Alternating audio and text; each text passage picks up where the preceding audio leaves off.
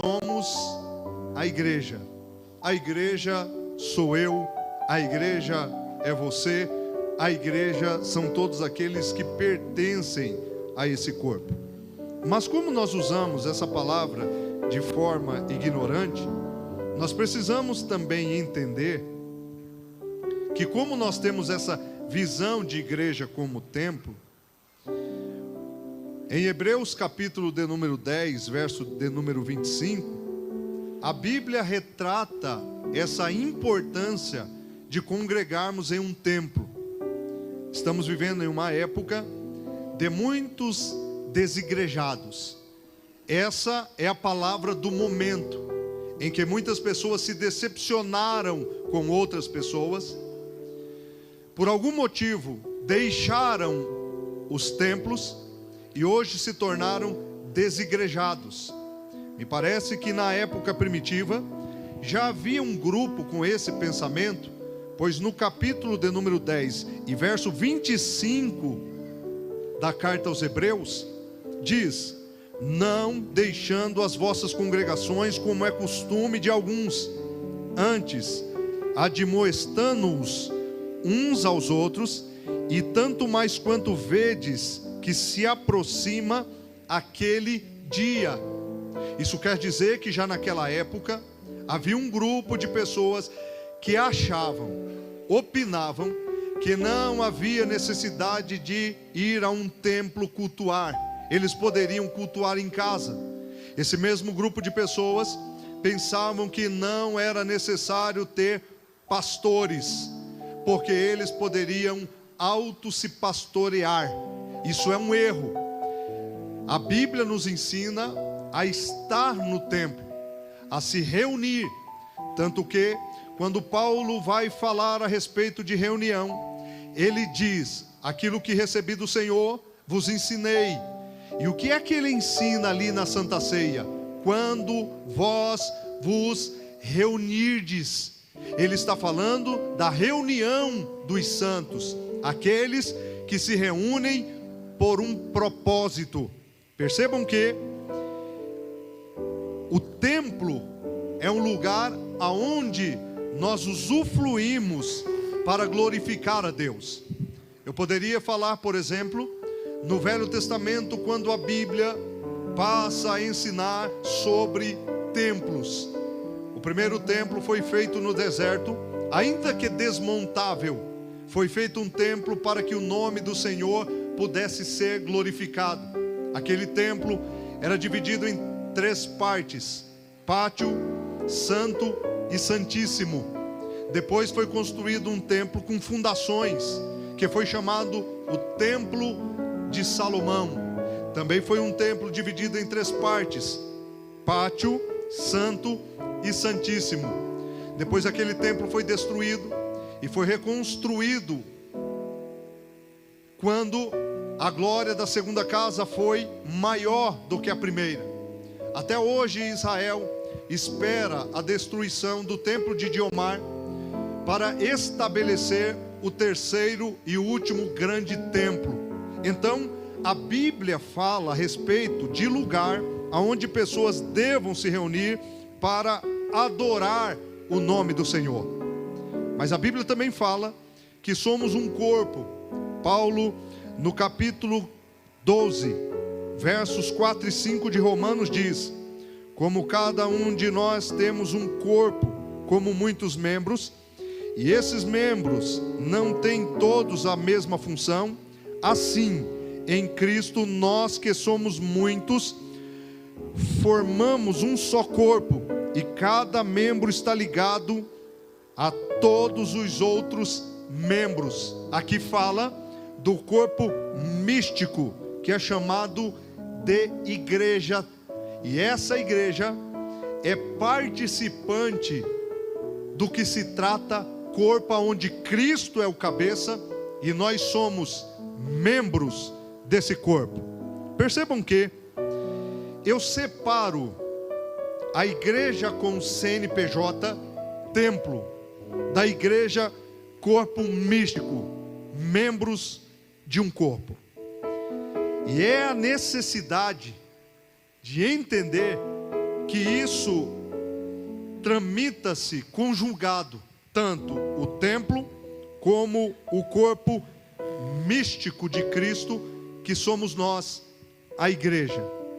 Meus irmãos, a igreja CNPJ, o templo, ele precisa existir, como já argumentei. E para que ele exista, é necessário que as pessoas entendam a cooperação financeira, pois sem essa cooperação financeira não é possível estabelecer um templo. A igreja não é uma organização que depende do governo. A igreja não é uma organização que depende de associações. A igreja é um templo que depende de pessoas. Por exemplo, no local da reunião precisa haver uma composição de elementos: cadeiras, bancos, ar-condicionado, banheiros, equipamento de som, móveis. Pergunta aos que me ouvem: se aqui não houvesse quem contribuísse, aonde vocês sentariam? Se não houvesse aqui quem contribuísse, quem pagaria o ar-condicionado, a luz, a água? Se não houvesse quem contribuísse, não haveria todo esse conforto. E só há esse conforto porque existem pessoas que contribuem.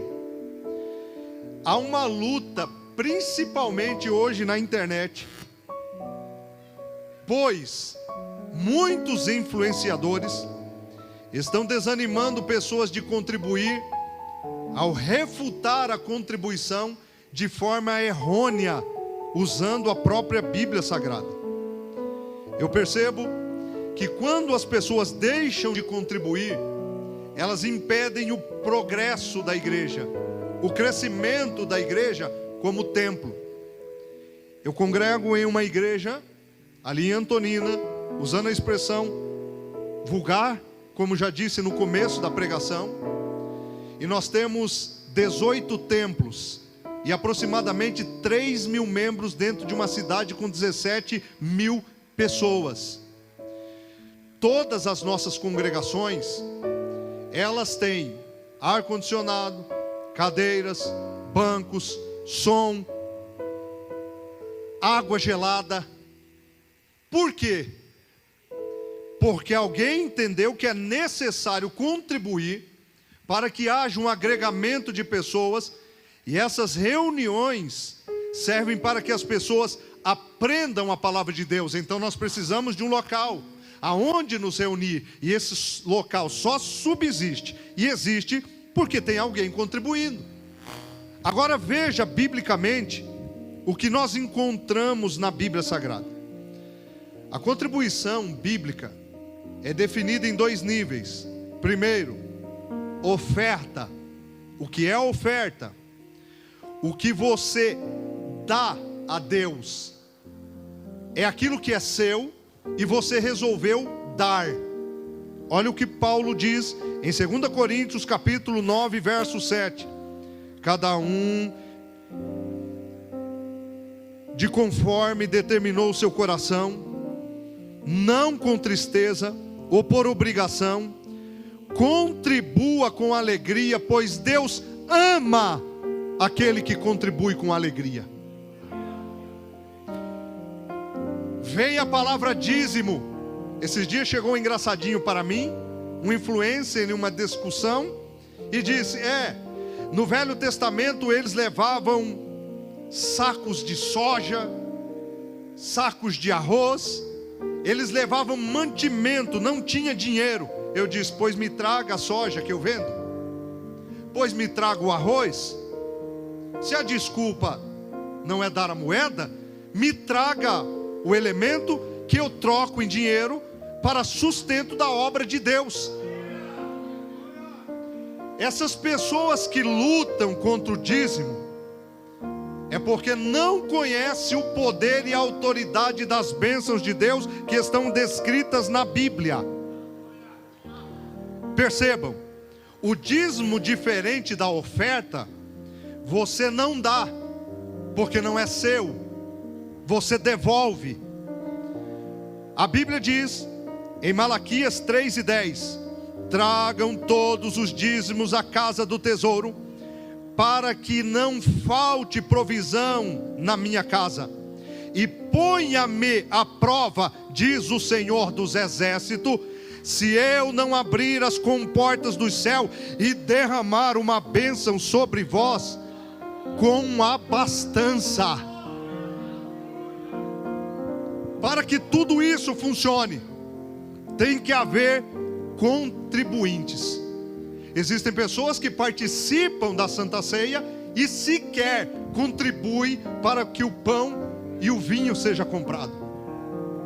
Sentam em cadeiras que irmãos contribuíram. Eu sou muito radical com certas coisas, e tem irmãos que provocam.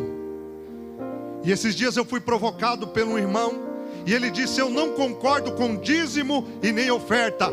Eu disse: levante da cadeira e sente no meio da rua,